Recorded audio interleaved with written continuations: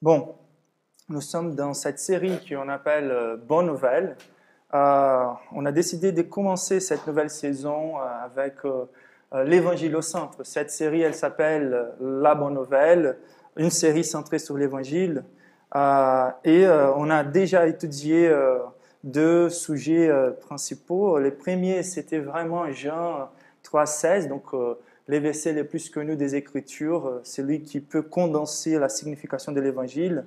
Ensuite, on a regardé un peu une des implications les plus merveilleuses de l'Évangile. Donc, il y a la bonne nouvelle et des choses que la bonne nouvelle apporte. Car comme l'Évangile, il est capable de régler notre problème à la source, il va apporter avec lui aussi beaucoup de bénédictions. Donc, on peut dire qu'il y a la bonne nouvelle centrale, la réconciliation avec Dieu au travers Jésus.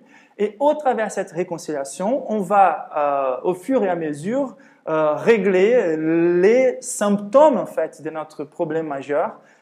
Et donc, les premiers géants qu'on a essayé de faire tomber par l'Évangile, c'était la délivrance de l'anxiété. Et on a étudié sur ça, et je vous encourage à revenir dans la prédication de la semaine dernière, la délivrance de l'anxiété.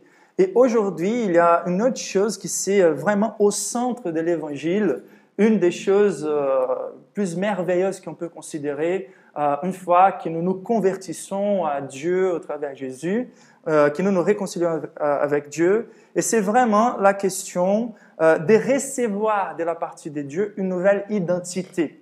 Donc, la bonne nouvelle d'aujourd'hui, qui c'est une conséquence de la bonne nouvelle de la réconciliation avec Dieu, c'est vraiment cette nouvelle identité et une identité assurée que nous trouvons en Jésus. Donc, aujourd'hui, on parle beaucoup des crises d'identité dans la dimension macro et dans la dimension personnelle.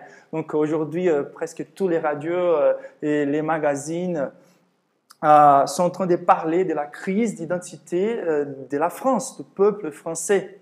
Donc, c'est un mélange, l'identité du français, c'est un mélange de plusieurs nations, où est-ce qu'on a historiquement et des valeurs qui sont historiques, qui peuvent déterminer plus ou moins notre patriotisme ou notre identité. Mais, comme on vit dans une génération très individualiste, on préfère plutôt définir notre identité d'une façon individuelle.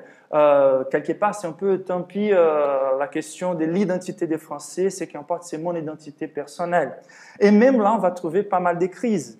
On va parler et on va chercher à avoir une identité qui ait une personnalité forte. On parle beaucoup de ça, d'avoir une forte personnalité.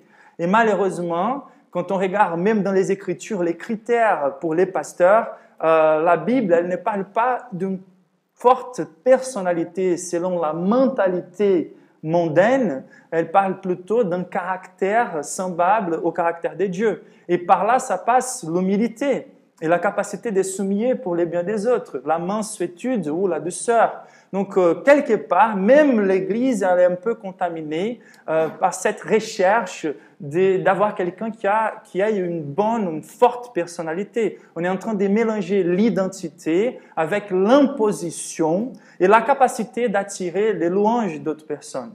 Et nous sommes quelque part tous à cette recherche. Et si on n'arrive pas à conquérir les compliments des autres, l'acceptation des autres, on rentre dans une espèce de dépression aujourd'hui.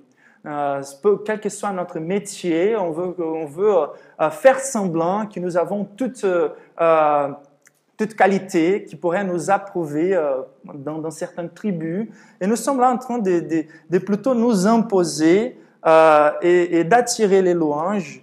Et on parle beaucoup sur la faiblesse de certaines personnes qui manquent aussi de personnalité, qui sont toujours en train d'imiter un nouveau groupe dans lequel ils rentrent. Et c'est un peu un caméléon, ça se dit en français. Oui, il essaye toujours de plaire là où il est. Il change beaucoup, il n'a pas beaucoup de principes enracinés et stables. Mais quelque part, même ceux qui sont dehors l'Église ou dehors le christianisme, ils vont admirer quelqu'un qui ait une identité solide, une identité qui ne change pas, quelqu'un qui peut s'attacher à ses principes, à ses valeurs, même dans cette génération qui est devenue très individualiste. Donc, cette crise-là commence par la fragmentation de l'homme.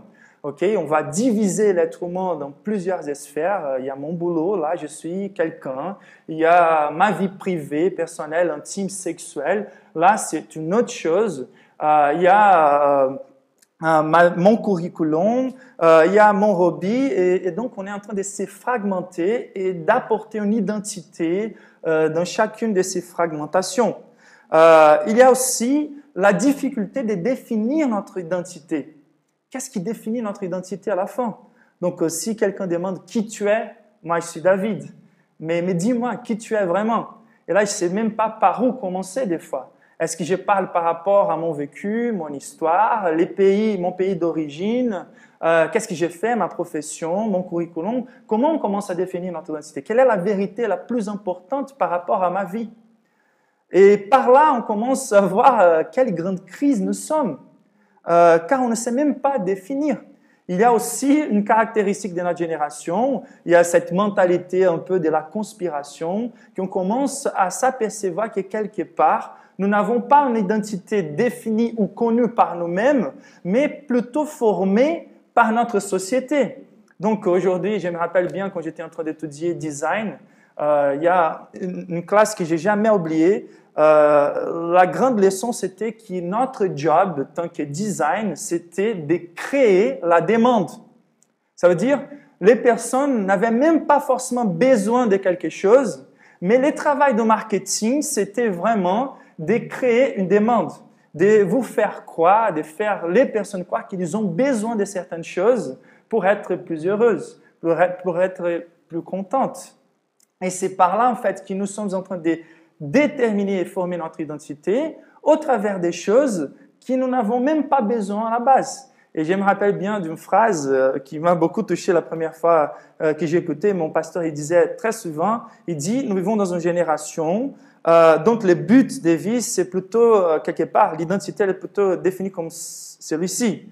Nous sommes en train de travailler avec des forces que nous n'avons plus pour gaspiller l'argent que nous ne possédons pas, pour acheter ce dont on n'a pas besoin, pour plaire aux personnes qui ne nous aiment pas. Et c'est plutôt par là qu'on peut définir l'identité de la majorité des personnes aujourd'hui. Car on veut plutôt être accepté par les autres. Quand on considère, par exemple, les professions en général qui rentrent dans cette vie et essaient de définir leur but de vie par là, leur identité par là, à la fin de leur vie, on va voir qu'on a pu peut-être rassembler plusieurs choses. Mais il n'y a pas la satisfaction là-dedans. Il n'y a pas même la capacité de définir. Car une fois, quand on rentre dans la retraite, ce qu'on utilisait toujours pour dire qui je suis n'est plus là. Quand on pense par exemple aux acteurs, aux actrices, c'est ça? Ou même aux athlètes, si l'identité d'un athlète, c'est son sport, s'il a une blessure, c'est fini. Comment il va définir son identité? Pour les acteurs, ils sont toujours en train de parler de leur passé. Quand ils rentrent dans la vieillesse, la beauté n'est plus là et ils rentrent dans une dépression quelque part. Je me rappelle, mon grand-père, il était un joueur de foot de succès et à la fin de sa vie, il n'est parlé que des moments où il avait vécu sa carrière professionnelle dans le football. Donc la vie, c'était fini pour lui une fois qu'il est rentré dans la retraite. Qu'est-ce qui définit notre identité? Quelle est ton identité? Quelle est la vérité la plus importante par rapport à ta vie? Car peut-être si tu avais été né dans un autre pays, les choses que tu aimes seraient d'autres, tes hobbies seraient d'autres, et plusieurs d'autres vérités par rapport à ta vie aujourd'hui ne seraient pas là. Est-ce que ce sont les circonstances qui peuvent déterminer votre identité? Et comment mesurer, là c'est une bonne question, comment mesurer une identité assurée et ferme? Quand on regarde les personnes, d'habitude on a l'estime, on a une appréciation par les personnes qu'on considère qui ont une bonne personnalité, surtout dans cette génération relativiste.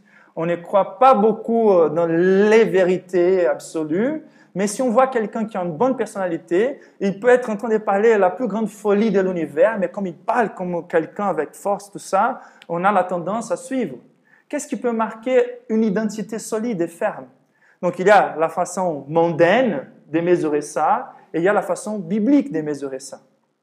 Et la façon mondaine, c'est plutôt par l'imposition. C'est la capacité de quelqu'un d'imposer sa volonté aux autres et de demander la louange des autres. On peut penser au roi, mais nous tous, nous voulons être des rois dans notre environnement. Et donc, on est plutôt encouragé dans l'école, dans la faculté, dans la jungle qui devient le monde professionnel, à nous imposer au-dessus des autres et de faire sembler que nous avons toutes les vertus qui s'est demandé dans un entretien d'embauche. Et s'il faut passer par-dessus les personnes, on va les faire. Et donc, c'est plutôt par là qu'on essaye de mesurer un peu la capacité d'avoir une identité assurée et ferme. C'est quelqu'un qui va à la recherche de son but. C'est quelqu'un qui va vraiment, peu importe quels soient les obstacles, il a la capacité de même ne pas sentir la miséricorde ou la compassion par d'autres personnes. Mais la façon biblique, c'est complètement différent. C'est contre-culturel et c'est incroyable.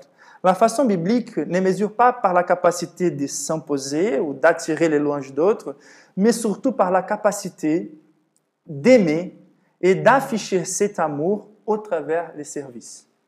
Et c'est ça qui est si incroyable dans ces passages. Nous sommes devant un Jésus, le roi de l'univers, celui qui s'évite de sa gloire pour entrer dans ce monde des chutes et qui, dans un moment donné de sa vie, va se vêtir comme un esclave pour faire le travail d'un esclave. Il est en train de s'humilier. Il est en train de subir la plus grande humiliation qu'on pourrait imaginer. Et par là, Jésus, il est en train d'afficher l'identité la plus ferme qu'on pourrait imaginer. L'identité la plus solide, l'identité la plus riche, la plus généreuse. Et c'est ça qui est incroyable. Quand on regarde ce texte-là, nous qui voulions être attachés à l'identité du Christ pour devenir la tête, les fils du roi, recevoir tous les louanges et tous les compliments, nous voyons Jésus qui est en train de nous recruter pour suivre cet exemple-ci. Voilà que l'identité du Christ, elle est mesurée par sa capacité d'aimer à l'extrême. OK? Et les moins invitatives sont les circonstances, les plus assurées et fermes est l'identité de quelqu'un. Donc, ce n'est pas que le cas que Jésus soit là en train de servir comme un esclave à ses disciples. Entre ses disciples, il y a un traître. Et il va laver les pieds même de son traître, Judas. Et en plus, c'est proche de sa mort. Ils sont en train de manger la Sainte Seine. Tous ces contextes-là que la Bible nous présente, c'est pour montrer dans quelles circonstances extrêmes Jésus il était en train de faire les services d'un esclave. La signification de la Sainte Seine, c'est sa mort. Entre ceux qui vont avoir les pieds lavés, il y a son traître. Les plus difficiles des circonstances, si on a la capacité de même là aimer jusqu'à l'extrême, c'est par là que nous allons afficher quelle est notre identité. Si notre identité, elle est vraiment assurée ou pas. Les circonstances, elles ne changent pas notre cœur, elles ne changent pas notre identité. Elles vont juste afficher la vérité par rapport à notre identité, à nos convictions, à notre cœur. Des fois, on demande à Dieu des patiences. Qu'est-ce qu'il fait? Et il envoie des circonstances difficiles pour qu'on puisse exercer nos patiences. Et les circonstances sont là pour qu'on puisse évaluer quelque part quel est l'état de santé de notre caractère, de notre identité en lui. Donc, les circonstances extrêmes, elles peuvent révéler la vérité sur notre cœur. Et si nous sommes honnêtes, nous allons reconnaître qu'il soit on est en train de vivre l'hypocrisie, ça veut dire la religion. Quand c'est toujours facile, on peut faire semblant que nous sommes en train de servir avec cœur, avec notre cœur les autres personnes et même nos ennemis quelque part. Mais quand nous nous trouvons vraiment devant des circonstances extrêmes et on voit nos faiblesses, là on voit que notre religion ce n'était pas quelque chose qui avait des racines en soi-même, mais c'était plutôt une adaptation au comportement d'autres personnes. Et il y a d'autres qui sont encore plus honnêtes, mais qui vont tomber dans un piège encore pire, qui vont se dire, c'est impossible de mener ce type de vie, moi je préfère plutôt dénier cet appel à vivre ce type d'identité. Donc la proposition de Nietzsche, par exemple, dans son œuvre L'Antichrist, sa proposition c'est il ne faut pas avoir les vertus chrétiennes, la miséricorde, il faut nier que ces choses-là sont des vertus vraiment. Il faut qu'on s'impose même, il faut qu'on cherche, nous sommes tous solitaires dans ce monde, il faut qu'on cherche l'imposition de notre volonté et il faut effacer ces sentiments-là, des compassions, des miséricordes, etc. Donc, soit on va nier le fait que l'identité soit solide par la générosité, les services et l'amour extrême, soit on va rentrer dans l'hypocrisie. Mais quelle est la source ou la capacité pour qu'on puisse vivre cette vie avec une identité assurée? Donc, ce texte, il nous parle déjà de l'identité suprême de Christ. Il est en train d'afficher le fait que Jésus, il est capable d'être si généreux car il est une source inépuisable de joie et d'assurance de soi. Il est le seul totalement digne de tout amour et ça ne veut pas dire une déficience, ça se dit en français? Oui, c'est quand quelqu'un est en train de déborder. De déborder, c'est la générosité, c'est du bien. Et Jésus, il est en train de déborder. C'est pour ça qu'il est en train de servir aux autres. Ce n'est pas une faiblesse de servir aux autres. Au contraire, c'est un débordement de bonté. C'est un débordement de générosité, d'amour, de vie, de purification. C'est ça qu'il est en train de faire ici. Et par les services d'un esclave. Dans notre cas, c'est différent. On veut plutôt être servi. On veut plutôt ne pas être vu dans la position de celui qui sert. Mais ce n'est pas le cas pour Jésus, car son identité, elle est solide. Il est délivré pour servir. Donc, lui, il va afficher sa suprême identité. Lui, il va aussi montrer comment il veut que notre identité soit attachée à la sienne. OK? C'est par là qu'il propose une nouvelle identité à nous, qui étions perdus et qui cherchions la louange de nous-mêmes. Et il veut aussi, dans ce texte-là, ce qui va être clair, il va montrer comment on peut avoir notre identité attachée à la scène.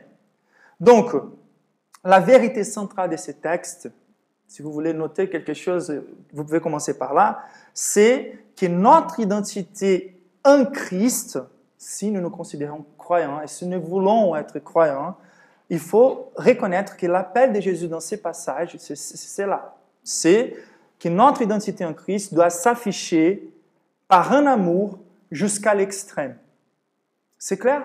Notre identité en Christ doit être affichée par un amour jusqu'à l'extrême.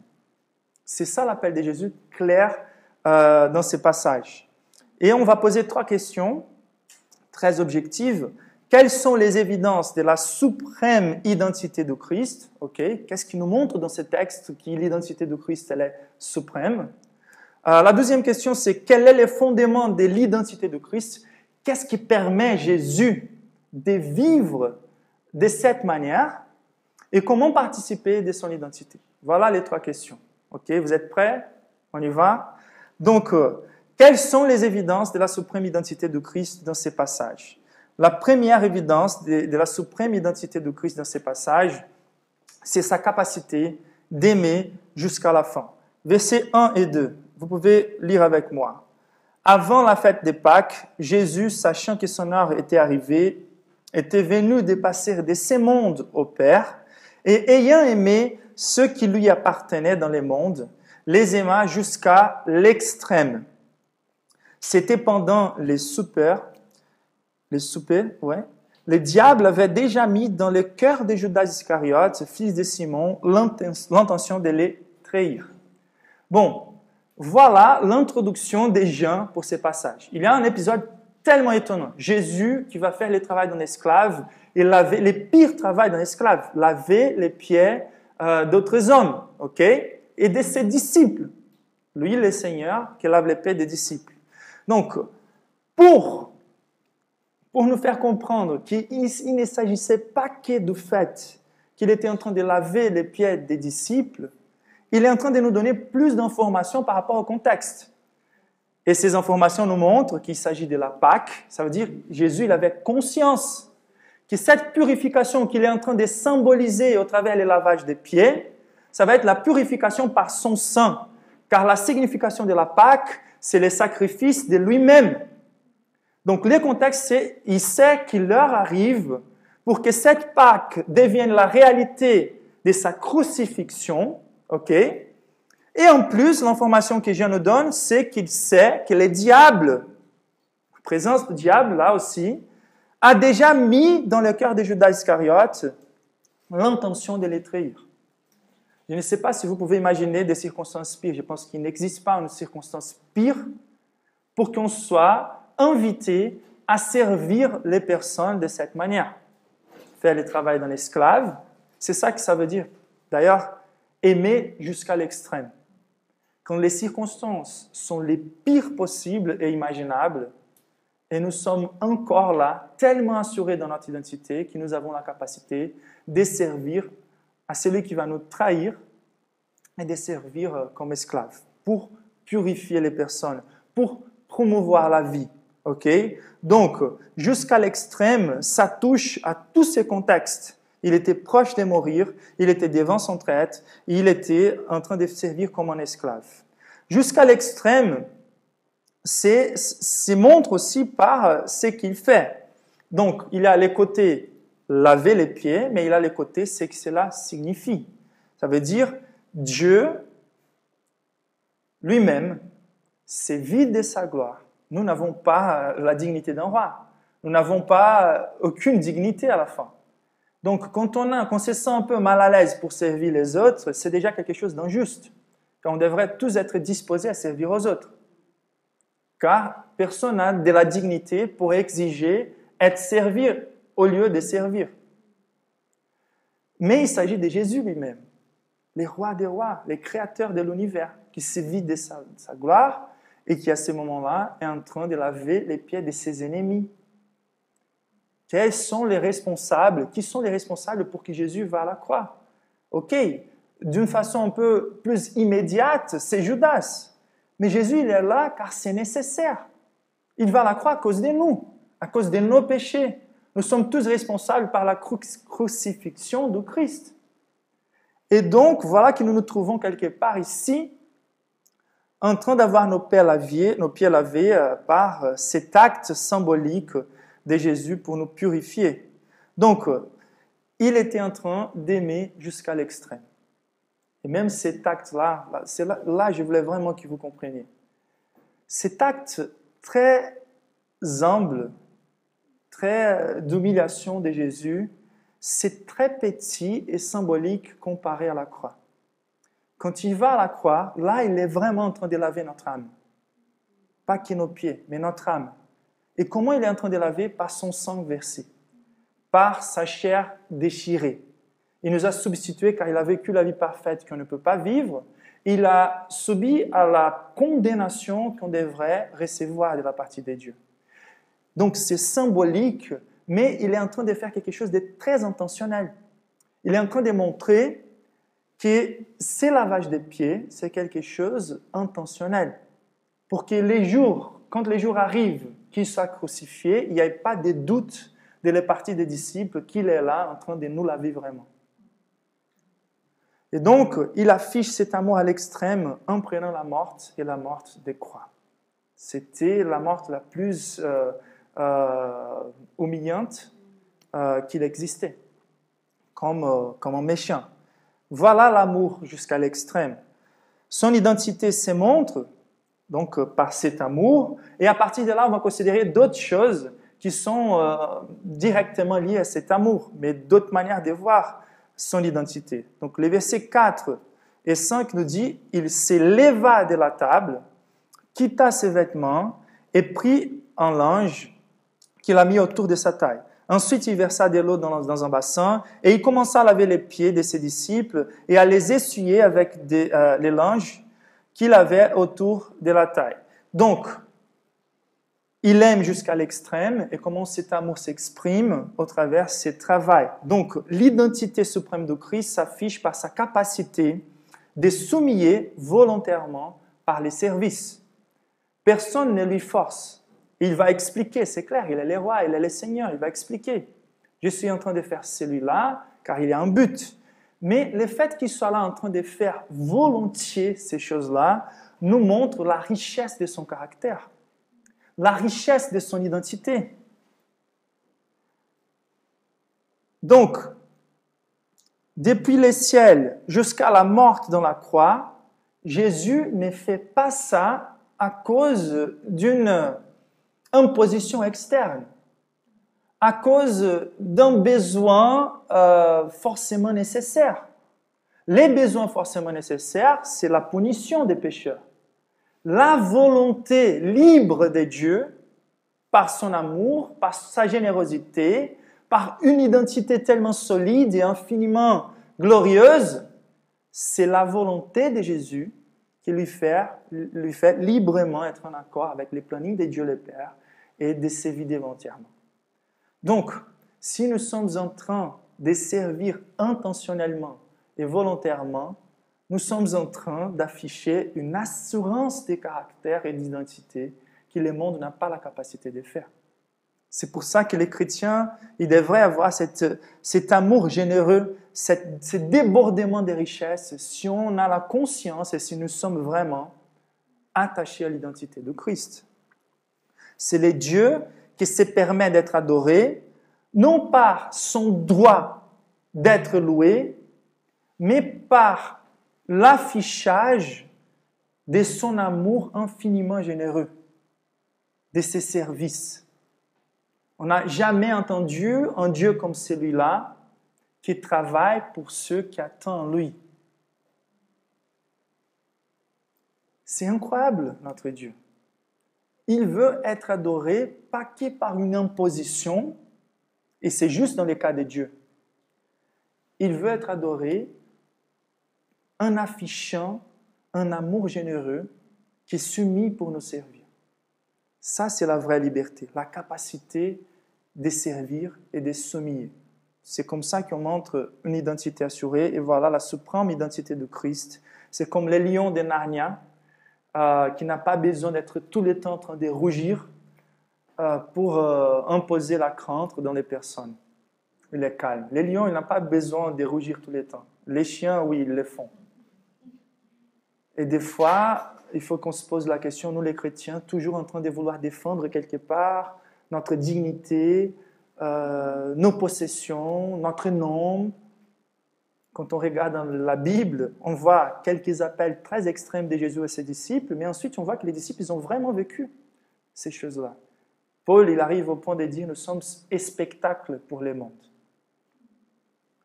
à cause des humiliations qu'ils ont vécues.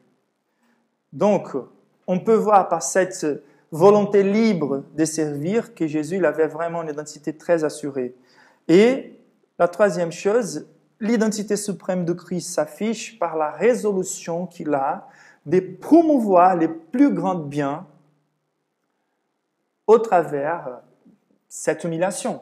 Donc bien sûr, il est le roi des rois, il est digne de tous les louanges.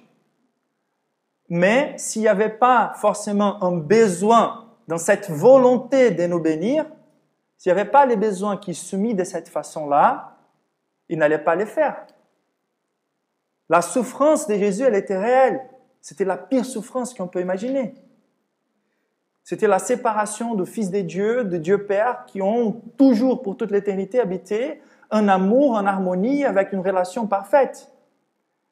Et cette séparation-là, c'est les plus grands malheurs qu'on peut imaginer. Si ce n'était pas vraiment nécessaire, il n'allait pas faire ça. Et cette humiliation, donc, elle a un but derrière. Et le but, c'est le plus grand qu'on puisse imaginer. Le but de Dieu dans cette humiliation volontaire, c'est pour que nous soyons purifiés. Quelle est la signification de ces lavages? Ces lavages des pieds. Donc c'est très intéressant. On voit Pierre qui dit, non, tu es le roi des rois. Et c'est bien, c'est les premiers pas. Tu ne vas pas me laver. Et Jésus lui dit, si tu ne me permets pas que je te lave les pieds, tu n'as pas part avec moi. Et Pierre, à nouveau, très correct dans son instinct, il dit, donc me lave complètement, entièrement. Et Jésus lui dit, celui qui s'est déjà baigné n'a besoin que de laver les pieds. Donc c'est clair, la liaison avec les baptêmes. Et les baptêmes, c'est cette humiliation publique que nous reconnaissons notre besoin d'être nettoyé par Dieu. Et cet attachement à l'identité de Jésus, à l'œuvre de Jésus. Et donc, si nous avons été baptisés, nous n'avons plus besoin d'être complètement lavés. Et ce que Jésus est en train de dire, c'est que la signification, c'est la même que les baptêmes, c'est votre besoin d'être lavé. Pas que dans les moments de la nouvelle naissance, mais constamment d'avoir les pieds lavés par Jésus. Et en fait, le but de Jésus avec ce lavage des pieds, c'est de nous montrer avec clarté qu'il est en train de nous purifier et que notre identité ne peut pas être liée à son identité s'il n'est pas en train de nous laver. C'est par notre sanctification que nous aurons accès à Dieu et la liaison avec lui. Et cette sanctification ne peut pas être faite par nous, et juste par Jésus. Et donc, le but de Jésus à la fin, c'est que nous soyons participants de la nature divine. Et c'est ça le cœur de ce texte-là. Donc, on a vu combien riche et suprême est l'identité de Christ, mais quelle était vraiment la source de cette richesse? Quels étaient les lieux où l'identité de Jésus était enracinée? Car c'est ça qui peut lui libérer pour servir à tel point. Et quand on voit le verset 3,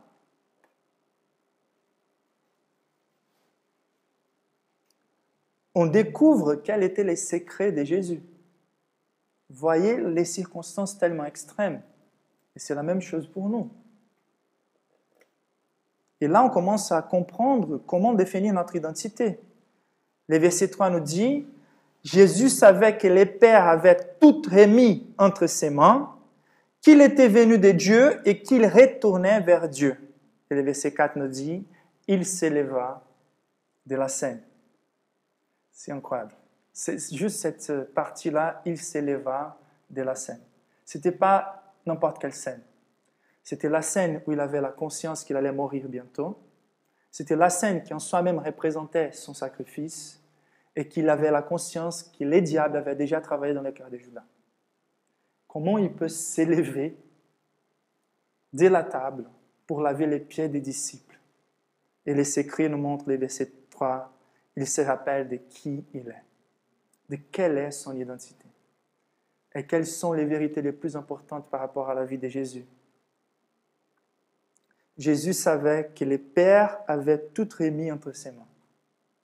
Ça veut dire toute autorité, toute puissance pour accomplir une mission. La mission, elle était claire. Si je suis là, c'est car j'ai reçu un but, j'ai une mission très claire. Donc, ça passe par la mission que nous avons. Quelle est votre mission? Dans la pratique, je ne demande pas que vous répondiez religieusement, c'est clair. Allez partout et prêchez l'évangile à toutes les nations. Mais dans la pratique, qu'est-ce que vous êtes en train de chercher? Quelle est votre activité centrale? Jésus, c'était clair. Il n'était pas en train de guérir tout le temps. Il n'était pas en train de bénir toutes les personnes temporairement. Il a dû éviter quelques villes car il savait bien, depuis le moment où il est sorti de la gloire, les calvaires étaient l'accomplissement de sa mission. Jérusalem, Jérusalem, Jérusalem, c'était son but dans les temps parfaits de Dieu. Quelle est votre mission? Si nous n'avons pas une mission très claire devant nos yeux pour accomplir, si nous ne sommes pas en train de participer constamment, intentionnellement de cette mission, plus tôt ou plus tard, notre identité va se perdre. Jésus, il est un peu, on pourrait dire, dans sa dans sa nature humaine, il est un peu ébranlé. Il a dit ça dans les Gethsémani. L'esprit, il est prêt, mais la chair, elle est faible. Et voilà des circonstances semblables. Et donc, il reprend son identité dans sa tête.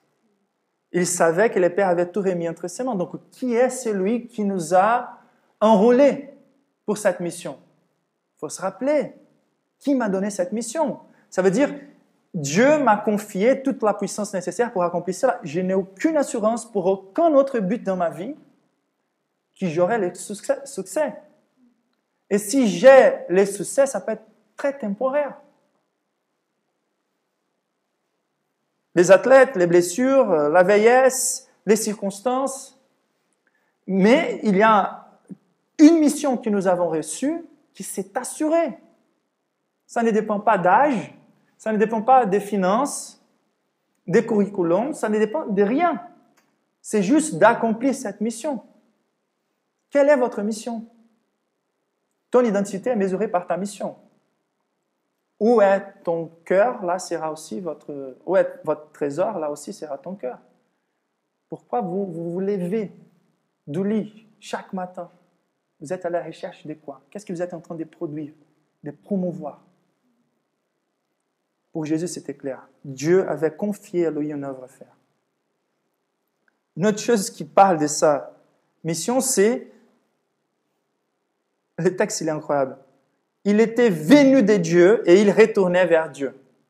Donc c'est très intéressant. Quelque part, il sait qu'il est venu de la gloire, de l'éternité. Il va revenir à l'éternité. Donc quelque part, il y a une espèce de culture, des patries. Et donc il est venu d'un environnement parfait. Il va revenir à un environnement parfait. Et quand on parle du royaume de Dieu, on parle d'un environnement qui a des implications même physiques pour nous, qui seront parfaits, et une culture parfaite.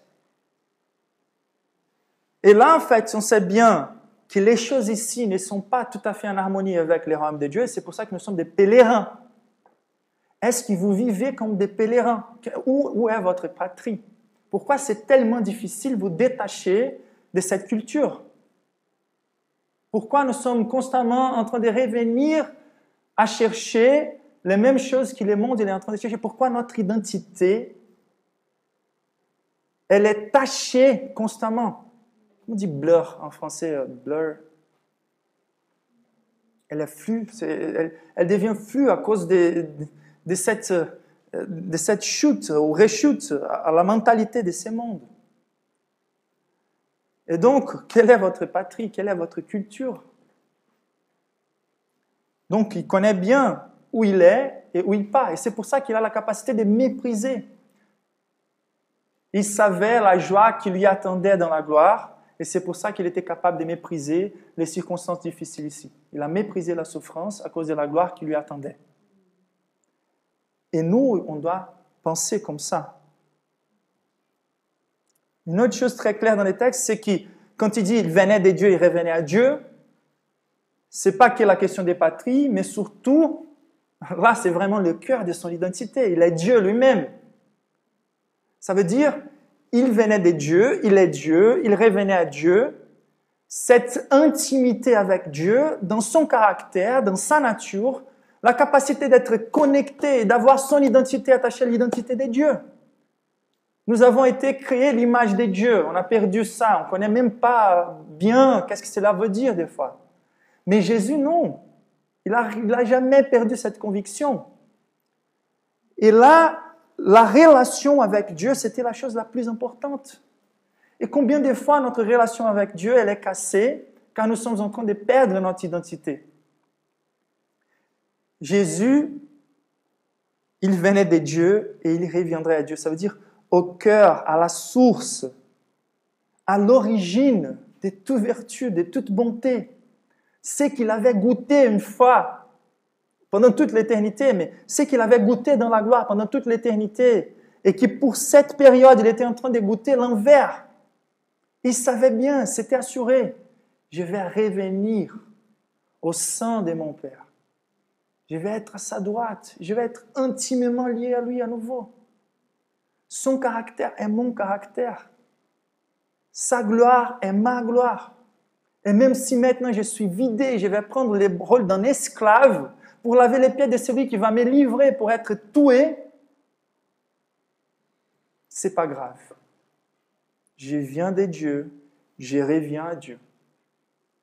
Et peu importe ce que les personnes font contre moi, pardonne-le, ils ne savent pas ce qu'ils font. Ce sont ses paroles quand il est au bord de la mort. Et donc,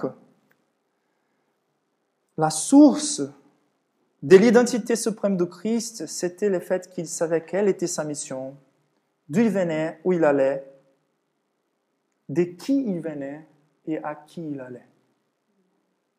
Est-ce que vous connaissez votre identité? Je ne sais pas si vous connaissez bien votre identité, mais je ne sais pas si vous pouvez, je suis sûr que vous ne pouvez jamais trouver une identité plus riche que celle de Christ. Et en connaissant la richesse de la nature de Christ et son invitation, c'est ça que c'est incroyable. L'invitation de Jésus, c'est notre réconciliation avec Dieu pour que nous soyons participants de la nature divine. Donc Dieu ne veut même pas qu'on reste juste dans l'adoration de sa nature. Son invitation, c'est qu'on puisse avoir notre identité attachée à la sienne. Et comment participer de l'identité de Christ? Comment pouvoir trouver les mêmes vérités sur l'identité de Christ s'appliquant à nous? C'est incroyable. Savoir que nous venons de Dieu et nous revenons à Dieu. Que nous avons une mission bonne et assurée pour accomplir. Et c'est très intéressant car la première chose qu'il faut faire, c'est de reconnaître la suprême identité de Christ et l'envie d'y être enraciné. Donc si après toutes les choses que je viens de dire jusqu'à là, il n'y a même pas, je sais que des fois nous sommes loin d'avoir une identité pareille, de servir comme le Christ il sert, mais si au moins vous n'avez pas envie d'avoir votre identité attachée à celle de Christ, il n'y a pas d'espoir pour vous. Le Saint-Esprit n'est pas à l'œuvre dans votre cœur. S'il n'y a même pas les désirs, l'admiration, l'adoration de ces types de caractères, il n'y a pas d'espoir. L'œuvre du Saint-Esprit est en nous pour que notre identité soit liée à celle de Christ. Donc, la première chose, c'est la volonté d'avoir part avec Jésus. Si je ne lave pas ton pied, tu n'as pas part avec moi, Seigneur, lave-moi complètement. Donc, la première chose, c'est de désirer avoir notre identité enracinée dans celle de Christ. Le deuxième pas, c'est de permettre qu'il nous prête son service purificateur. Et pour certains, dans le milieu des cas, c'est très gênant, comme pour Pierre.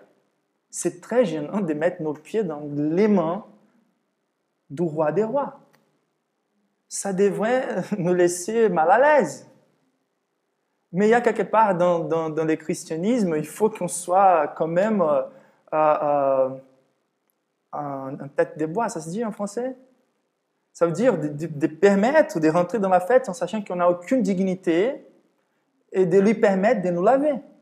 Quelque part, c'est même arrogant de ne pas laisser Jésus nous sauver, de vouloir attirer l'amour de Dieu par notre performance. C'est arrogant car on ne mérite jamais. Même nos meilleures œuvres, elles sont rien devant Dieu. Et Jésus, il est là en train de dire, si ce n'est pas moi qui vous lave, vous n'avez pas parti avec moi. Des fois, j'ai des amis non-croyants qui me disent, je n'ai pas la capacité, je me sens un hypocrite quand je vais à l'église, quand je commets tellement de péchés et quand j'y vais, je sens que c'est très, très hypocrite. Mais même là, il y a un orgueil quelque part. C'est plus appréciable qu'une hypocrisie ouverte. Mais le fait, c'est qu'il est là pour nous laver. S'il ne nous lave pas, on n'a pas comment être lavé. Donc, déjà, à partir du moment du fait qu'on prend conscience de sa dignité, on voit combien indignes nous sommes. Et plus indignes nous sommes, nous affichons que seulement lui a la capacité de nous laver.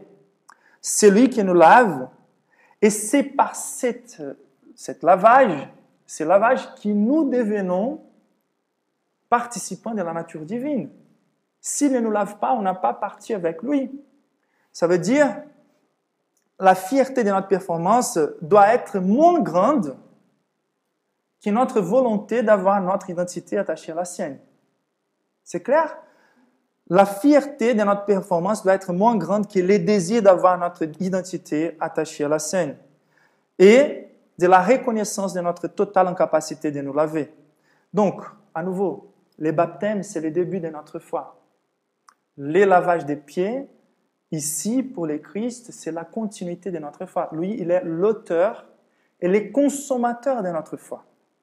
Il faut qu'on soit baptisé, mais il faut qu'on revienne constamment à la présence de Jésus pour qu'il continue à laver nos pieds. C'est impossible de ne pas salir les pieds dans ce monde. Et je me rappelle d'un échange que j'ai eu dernièrement, ça fait du bien pour la bonne santé de la communauté. J'étais très content hier, j'ai vu sur les groupes WhatsApp quelqu'un qui a dit, je pense que c'était Thierry, mais il a dit c'est tellement bien de pouvoir partager nos faiblesses et de ne pas être jugé comme ça. Ça veut dire des fois, la communauté, c'est une communauté de guérison. Et cette guérison vient par la capacité de s'ouvrir et de chercher dans l'évangile, dans la centralité de l'évangile, de prêcher constamment l'évangile à nous-mêmes, de venir à l'église constamment, de participer à la Sainte Seine pour que nos pieds soient lavés constamment, pour qu'on prenne des forces pour nous laver. Donc il faut qu'on redonne constamment nos confessions de nos péchés au Christ. Mais pour l'évangélisation, c'était très intéressant. Vous savez que j'ai joué un peu les foot-volley avec quelques personnes ici à Paris. Une fois, on a eu la grâce ou la chance d'avoir David Luiz, l'ex-joueur des PSG, avec nous. Et lui, il est un frère aussi. Et il était en train d'échanger avec moi. Et il dit, tu vois, des fois, il y a beaucoup de pression sur nous qui devenons très célèbres. Et quand on dit qu'on est croyant, tout le monde est en train de regarder. On ne peut pas tomber dans la moindre faiblesse. Et c'est très dur. Il y a beaucoup de pression, etc. Et j'ai dit, oui, ce n'était pas au hasard même que Dieu t'a mis en évidence. Il y a un outil pour cela, etc.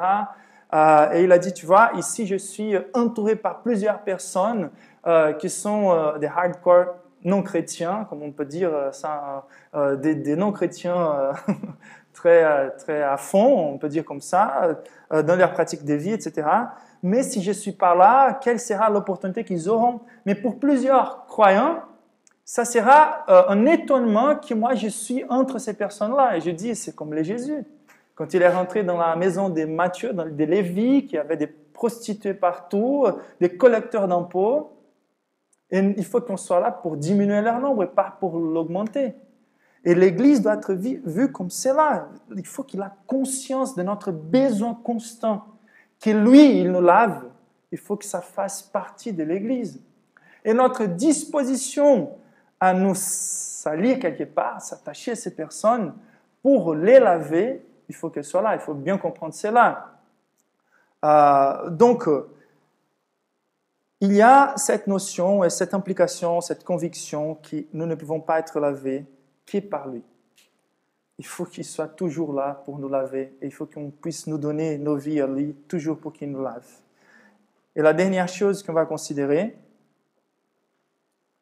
c'est que notre identité est enracinée à l'identité de Christ quand on admire et on loue sa suprême identité, quand on a envie que notre identité soit attachée à la sienne, c'est quand on permet qu'il nous lave pour que notre identité soit attachée à la sienne, constamment renouvelée, car chaque péché qu'on tombe, on a un peu effacé l'identité de Christ en nous, et donc il faut qu'il le lave, et aussi par une expression obéissante de la réalité de son identité en nous.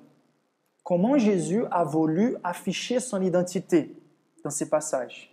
Par un amour à l'extrême qui lui a fait dans des conditions extrêmes opérer tant qu'un esclave pour promouvoir la purification d'autres personnes.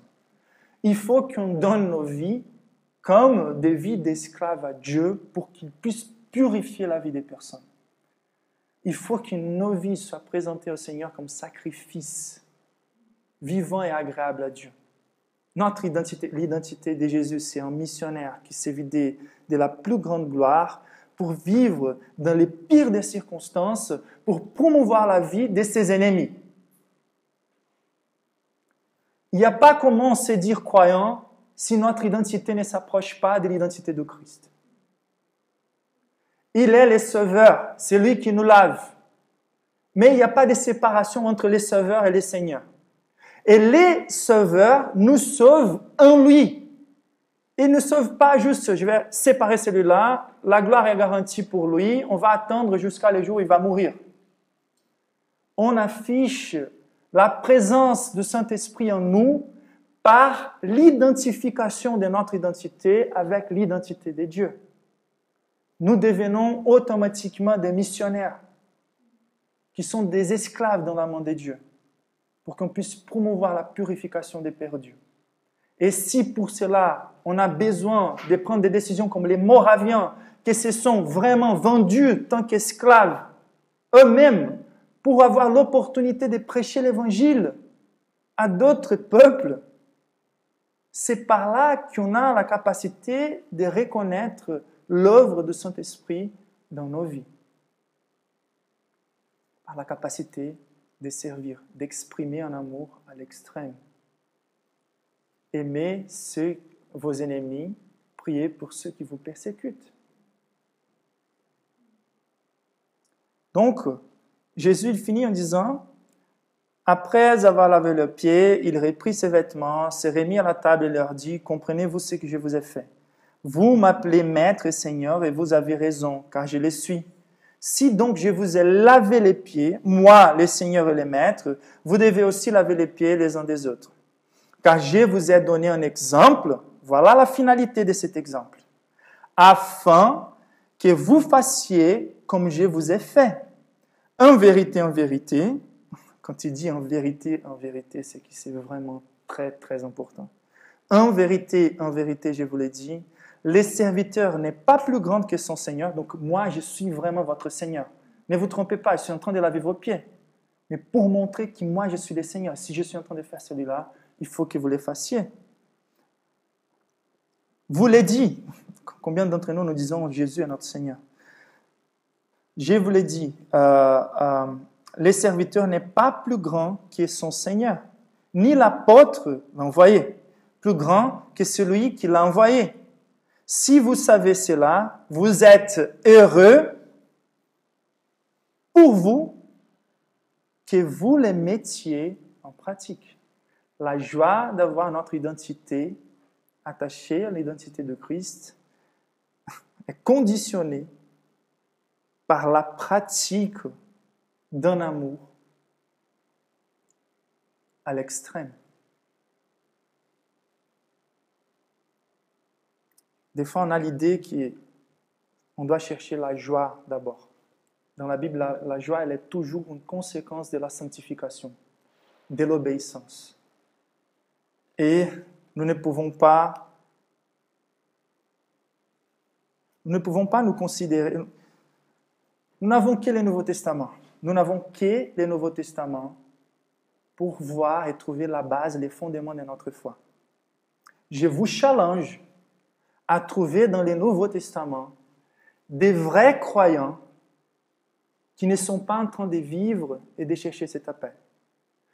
Quel droit nous avons de nous considérer des croyants? Je ne dis pas que nous ne soyons pas des croyants, c'est possible qu'on soit. Mais quel droit nous avons, quelle évidence nous avons de nous considérer des croyants si nous n'avons pas la capacité de trouver en nous une vie qui soit semblable aux vies des chrétiens qui ont été enregistrés dans les pages du Nouveau Testament. Et nous sommes toujours à la recherche d'être servis. Il faut qu'on fasse attention. Je voulais vous inviter à vous lever pour prier. Je vais lire un dernier texte biblique. Je voulais vous poser quelques questions en esprit de prière. Je voulais vous inviter à fermer vos yeux.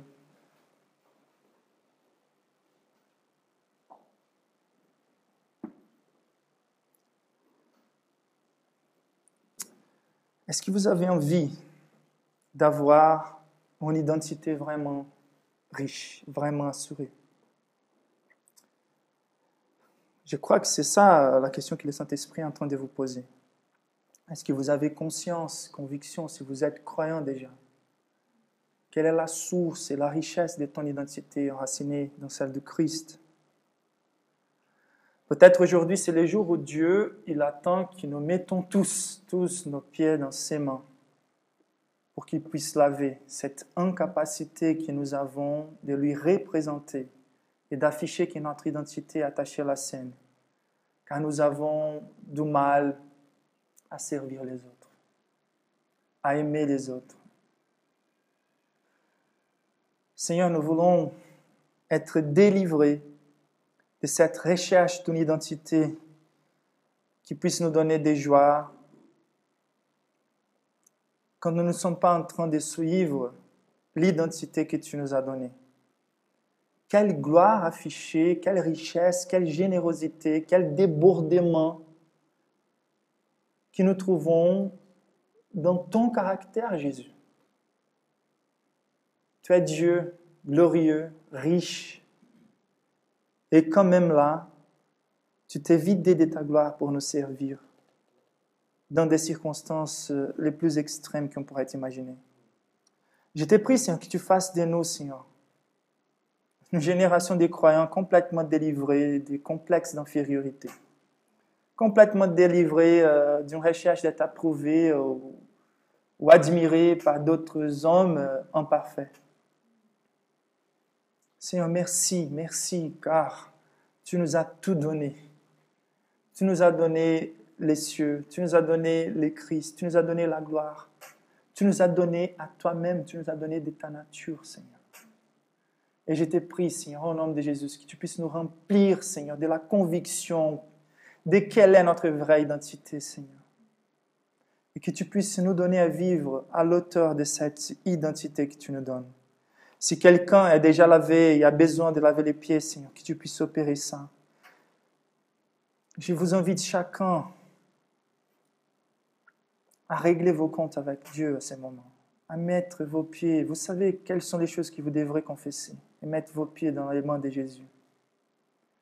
Et si quelqu'un ici n'a jamais donné sa vie entièrement pour être complètement lavé, Seigneur, je te prie au nom de Jésus, Seigneur, que tu puisses les laver, Seigneur. Que tu puisses les laver complètement, Seigneur. Et qu'ensemble nous puissions apporter, Seigneur, ton identité par les services. Être motivés à servir pour promouvoir la vie, Seigneur. Pour promouvoir ta gloire, ton caractère et rassembler encore plus de personnes pour partager de ta nature. Serviteurs, soumettez-vous avec le plus grand respect à vos maîtres, non seulement à ceux qui font preuve de bonté et de douceur, mais aussi à ceux qui ont l'esprit pervers. Car c'est une grâce de supporter des difficultés, en souffrant justement pour garder bonne conscience envers Dieu. En effet, quelle gloire y a-t-il à endurer des mauvais traitements si vous commettez des fautes? Mais si vous endurez la souffrance alors que vous faites ce qui est bien, c'est une grâce aux yeux de Dieu. De fait, c'est à cela que vous avez été appelés, parce que le Christ aussi a souffert pour nous, vous laissant un exemple afin que vous suiviez ses traces. Lui, qui n'a pas commis de péché, et dans la bouche duquel on n'a pas trouvé de tromperie. Lui, qui insultait ne rendait pas l'insulte, maltraité ne faisait pas de menaces, mais s'en remettait à celui qui juge justement. Lui, qui a lui-même porté nos péchés dans son corps à la croix, afin que, libérés du péché, nous vivons pour la justice. C'est par ces blessures que vous avez été guéris. Vous étiez en effet comme des brebis égarées, mais maintenant vous êtes retournés vers les bergers et les protecteurs de votre âme. Amen.